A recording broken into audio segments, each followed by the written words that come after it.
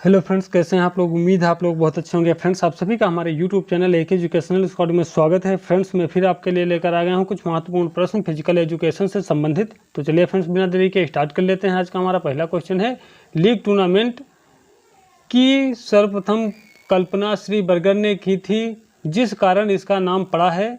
तो इसका नाम पड़ा है बर्गर सिस्टम। फ्रेंड्स, मैं आपको बता दूं, लीग टूर्नामेंट को ही राउंड रोबिन टूर्नामेंट भी कहा जाता है। ठीक है, तो लीग हो या फिर राउंड रोबिन लिखा हो या फिर बर्गर सिस्टम लिखा हो, तो बात एक ही होती है। ठीक है, लीग टूर्नामेंट को राउंड रोबिन टूर्नामेंट भी कहा जाता है। और इस राउंड रोबिन टूर्नामेंट या फिर लीग टूर्नामेंट जो है, इसकी सर्वप्रथम कल्पना जो है श्री बर्गर ने की थी, तो जिस कारण से इसका नाम बर्गर सिस्टम भी पड़ गया था। ठीक है, चलिए अगला देख लेते हैं। मैराथन दौड़ एक लंबी दूरी की दौड़ है। ठीक है, जिसमें रिफ्रेशमेंट स्टेशन कितने किलोमीटर की दूरी पर लगे होते हैं। तो आपने बताना है, जो मैराथन दौड़ होती है जिसकी यदि किलोमीटर में बात करें तो 42.195 किलोमीटर की दूरी होती है। यदि मील में बात करें तो 26 मील 385 गज होती है। ठीक है, तो बता रहा है कि क्वेश्चन बता रहा है कि इसमें कितने कितने किलोमीटर की दूरी पर रिफ्रेशमेंट स्टेशन जो होते हैं वो होते हैं, तो वो होते हैं 5 किलोमीटर की दूरी पर। ठीक है, प्रत्येक 5 किलोमीटर की दूरी पर रिफ्रेशमेंट स्टेशन बने होते हैं। ठीक है, अगला देख लेते हैं। 400 मीटर के आदर्श ट्रैक में प्रत्येक लेन की चौड़ाई कितनी होती है। जो एक स्टैंडर्ड जो ट्रैक होता है 400 मीटर का, उसमें जो एक लेन होती है, एक लेन से दूसरे लेन के बीच की चौड़ाई पूछी गई है। ठीक है, लेन की चौड़ाई कितनी होती है, तो 1.22 मीटर होती है। अगला देख लेते हैं। 3000 मीटर स्टीपल चेंज दौड़ में कुल कितनी बाधाएं होती हैं। ठीक है, क्या है क्वेश्चन, 3000 मीटर स्टीपल दौड़ में कुल कितनी बाधाएं होती हैं। तो 3000 मीटर स्टीपल चेंज दौड़ में कुल बाधाएं होती हैं, हर्डल होती हैं 28 हर्डल जो होती हैं, हर्डल जंप होती हैं। ठीक है, और जो है 7 जो होते हैं वाटर जंप होती हैं। फ्रेंड्स, मैं इस क्वेश्चन को थोड़ा रिपीट करता हूँ, सुन लेना ध्यान से। 3000 मीटर स्टीपल चेंज दौड़ में कुल कितनी बाधाएं होती हैं। तो इसमें 28 हर्डल जंप होती हैं और 7 वाटर जंप होती हैं। ठीक है, अगला देख लेते हैं। जेवलिन थ्रो के अंतर्गत पुरुषों के लिए भाले का वजन 800 ग्राम होता है, जबकि महिलाओं के लिए भाले का वजन कितना होता है। तो पुरुषों के लिए कितना है, 800 ग्राम होता है, तो उस कंडीशन में महिलाओं के लिए कितना होता है, 600 ग्राम होता है। ठीक है, जेवलिन थ्रो जो होता है यानी भाला फेंक के अंतर्गत भाले का जो वजन होता है पुरुषों के लिए कितना होता है। तो पुरुषों के लिए 800 ग्राम, महिलाओं के लिए 600 ग्राम होता है। ठीक है, अगला देख लेते हैं। Hitch kick style, hanging style व सेल स्टाइल किस इवेंट की शैलियाँ हैं।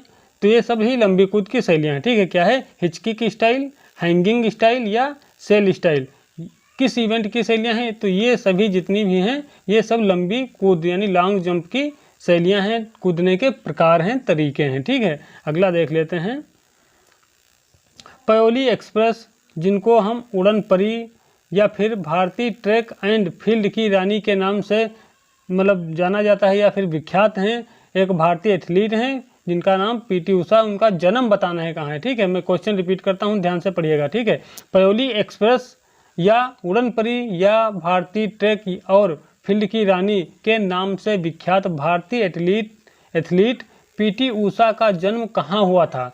तो पीटी उषा का जन्म हुआ था केरल राज्य के पयोली ग्राम में। ठीक है, क्वेश्चन रिपीट करता हूँ, आपको समझा देता हूँ।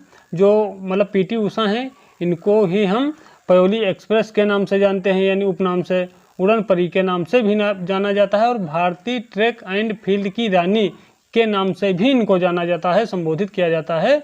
और ये क्या हैं, भारतीय एथलीट हैं यानी धावक हैं। ठीक है, धावक एथलीट हैं, भारत की लेडीज। और ये कहाँ से रहने वाली हैं, तो ये केरल राज्य की पयोली नामक ग्राम की रहने वाली हैं, उनका वहाँ पर जन्म हुआ है। ठीक है, चलिए उम्मीद है समझ में आ गया होगा। गोल्डन गर्ल किसकी आत्मकथा है। तो गोल्डन गर्ल जो है पीटी उषा की आत्मकथा है। अगला है प्रश्न, नायडू ट्रॉफी का संबंध शतरंज से है, जबकि सीके नायडू ट्रॉफी का संबंध किस खेल से है। ठीक है, ध्यान से पढ़िएगा, काफ़ी महत्वपूर्ण प्रश्न है। तो ये हो जाएगा क्रिकेट से। ठीक है, रिपीट करता हूँ, नायडू ट्रॉफी जो होती है वो संबंधित होती है शतरंज से, जबकि सीके नायडू ट्रॉफी जो होती है वो किससे संबंधित होती है, वो क्रिकेट से संबंधित होती है। ठीक है, नायडू ट्रॉफी शतरंज से और सीके नायडू ट्रॉफी जो होती है वो क्रिकेट से संबंधित होती है। अगला देख लेते हैं। अगला है my best game of chase पुस्तक के लेखक कौन हैं? तो ये हैं भारतीय शतरंज खिलाड़ी विश्वनाथन आनंद हैं। ठीक है, भारतीय शतरंज खिलाड़ी विश्वनाथन आनंद हैं। अगला देख लेते हैं। विश्व का सबसे पुराना खेल समाचार पत्र कौन सा है? तो विश्व का सबसे पुराना खेल समाचार पत्र है गजेटा डेलो स्पोर्ट्स। ठीक है, गजेटा डेलो स्पोर्ट है। और ये कब प्रकाशित हुआ था? तो ये प्रकाशित हुआ था 3 अप्रैल 1896 को इटली में। ठीक है, ध्यान रखिएगा, काफ़ी महत्वपूर्ण प्रश्न है, कई बार परीक्षा में आ भी चुका है। अगला देख लेते हैं। पर्सनालिटी शब्द की उत्पत्ति लैटिन भाषा के शब्द पर्सोना से हुई है, जिसका अर्थ होता है, तो इसका अर्थ होता है मुखौटा। ठीक है, अगला देख लेते हैं। अभिप्रेरणा का मूल प्रवृत्ति सिद्धांत किसने प्रतिपादित किया है? तो अभिप्रेरणा का जो मूल प्रवृत्ति सिद्धांत है विलियम मैकडूगल। ठीक है, विलियम मैकडूगल ने प्रतिपादित किया है। अगला देख लेते हैं। अभिप्रेरणा का सुदृढ़ीकरण का सिद्धांत किसने प्रतिपादित किया है? तो अभिप्रेरणा का सुदृढ़ीकरण का सिद्धांत प्रतिपादित किया है B.F. स्किनर ने। ठीक है, अगला देख लेते हैं। प्रथम शीतकालीन ओलंपिक किस वर्ष प्रारंभ हुए? तो प्रथम शीतकालीन ओलंपिक जो है 1924 फ्रांस के चार्बोनिक्स शहर में, और उस समय 16 देशों के खिलाड़ियों ने इसमें भाग लिया था। ठीक है, तो हमारा क्वेश्चन क्या बना था? प्रथम शीतकालीन ओलंपिक किस वर्ष प्रारंभ हुए? तो 1924 को प्रारंभ हुए थे, और कहाँ? फ्रांस के चैमोनिक्स शहर में, और उस समय मतलब 16 देशों के खिलाड़ियों ने इसमें भाग लिया था। ठीक है, अगला देख लेते हैं। मनोवैज्ञानिक परीक्षणों से सामान्य तौर पर किस आयु का पता लगाया जाता है? तो मनोवैज्ञानिक जो परीक्षण होते हैं उनसे सामान्य तौर पर किसका पता लगाया जाता है? तो मानसिक आयु का पता लगाया जाता है। ठीक है, मेंटल एज का पता लगाया जाता है। अगला देखते हैं। बुद्धि परीक्षण की शुरुआत कब हुआ, किसने की थी? तो बुद्धि परीक्षण होता है, इसकी शुरुआत अल्फ्रेड बिने ने 1905 में की थी। ठीक है, अगला देख लेते हैं। डू और डाई शब्द किस खेल से संबंधित है? तो डू और डाई जो शब्द होता है ये कबड्डी खेल से संबंधित होता है। अगला है DCM कब किस खेल से संबंधित है? तो DCM जो मतलब कब जो होता है फुटबॉल खेल से संबंधित होता है। अगला है वर्तमान समय में फुटबॉल खेल में कुल कितने नियम हैं? तो इसमें कुल 18 नियम हैं। और लास्ट क्वेश्चन हमारा क्या है? प्रसिद्ध भारतीय भारोत्तोलक कर्णम मल्लेश्वरी किस राज्य से संबंधित हैं? तो प्रसिद्ध भारत की जो भारोत्तोलक कर्णम मल्लेश्वरी हैं वो आंध्र प्रदेश राज्य से संबंधित हैं। ठीक है, किससे? आंध्र प्रदेश राज्य से संबंधित हैं। तो फ्रेंड्स से कुछ प्रश्न थे, उम्मीद है प्रश्न आपको पसंद आए होंगे। यदि वीडियो आपको अच्छा लगा है तो लाइक करके जाइए, यदि चैनल पे नए हैं चैनल को सब्सक्राइब कर जाइए, और कमेंट में ज़रूर बता देना क्वेश्चन या पढ़ाने का तरीका कैसा है। मिलते हैं कल फिर एक नई वीडियो में, तब तक के लिए जय हिंद, जय भारत।